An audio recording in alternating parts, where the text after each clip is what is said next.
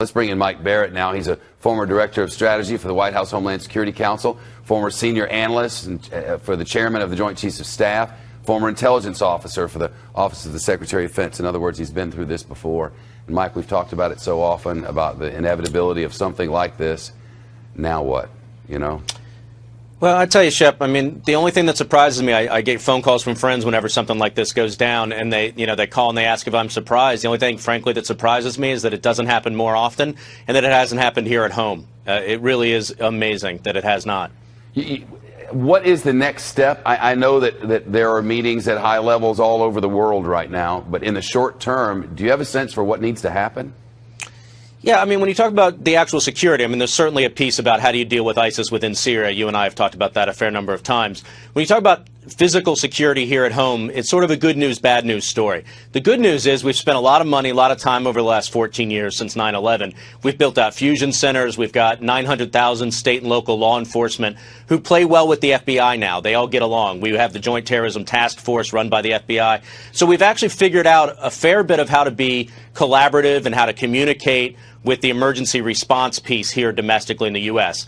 But I would say that, there's still this other piece of it. We've been trying to tell ourselves that we're not at war for the last, 7, 8 years. We've been trying to say that, as you even heard the president say recently, ISIS is contained, that this is not a threat. And I think that is what concerns people like me who are in the business. We know that the threat is growing and that it's going to come here. And we're just trying to help people get prepared for that, to understand the kinds of things they need to do. The type of security you talked about that the NFL is going to step up this weekend, that's terrific. But every city in America has the kind of soft targets that were hit in Paris this weekend. It's still, and I'm sure we'll learn how it happened and why it was the case, but that you could have at least 8 people, at least 3 groups, hitting at least 6 locations, and not a whisper, not a word, nobody with anything. Well, this is really the thing, right? So the enemy here has learned how to not use communications networks that we listen to. I mean, at the same time, again, nobody wants to go through the TSA screening at the airport. People are very upset about the wiretapping and the NSA and all the revelations passed around by Snowden. But use of technology, collecting the information so that we can figure out if people are talking about these types of events, and crucially to figure out the first thing you wanted to know last night, who was the last person each of those eight people talked to? Or is there a 9th, 10th, or 11th person out there? Is there another cell that's operating in London, and that's where the attack tomorrow is going to be? Those are the kinds of pieces of information we've got to collect. But if you don't collect all the information all the time, which is frankly what we were doing, then you put yourself in a world of hurt. You're not going to have that information when you need it. And time is really the main thing here that helps you step in and stop these attacks. From my understanding of things, Mike, the French collect a lot more than we do. Their rules on what you can collect and when are a lot looser than ours are. They have much more access with much less judicial oversight, and yet they do. But there's also another thing that's evolving right now. The ability to encrypt data has gone dramatically in the last couple of years. So even though they have the ability to grab the data, if you can't decrypt it in real time, you can't sift through it and find that piece that you're looking for. And there's that line between freedom and safety that we're still trying to figure out how to straddle, and I guess we'll be doing that for the rest of our days. Well, I think that's the point here, Shep. I agree with the President Hollande, who said that we are definitely at war. But I think that people need to remember it's a long war.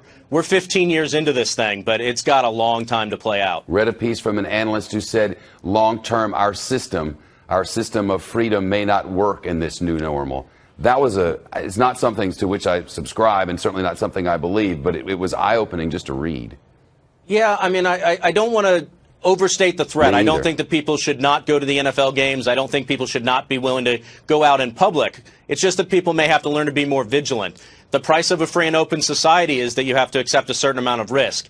That's a whole other piece of this, which is that the American public needs to understand some of these attacks will likely happen, and we can't overreact to it. We have to understand life will go on. But I guess one of the major points for me is you think about in the last year, how many times have we criticized state and local law enforcement? Many. I mean, it's been a very bad year to be one of the brothers in blue. But here we are with a situation where as soon as something happens, everybody's got to turn to those emergency first responders because they're the ones who are out there putting their lives on the line to protect the rest of us. Watching the video from that shootout outside the concert hall there in Paris, and all I could think about was my cop friends around the city and wondering, when is the time when that's going to happen here? When is the time when they're going to have to go sacrifice? We don't even know yet if there were authorities in Paris, if there were first responders who've died, we've not been informed. All we can do is pray not. Yeah, and you certainly know that one of the tactics we know the terrorists like to do, we see this happening in Israel, we saw it in Iraq and Syria as well, they like to set off one bomb and then have left other bombs to target the emergency responders. Yep. So it is definitely a dangerous situation. Mike Barrett, good to talk to you as always. Mike, have a good weekend. You too, Shep. Thanks.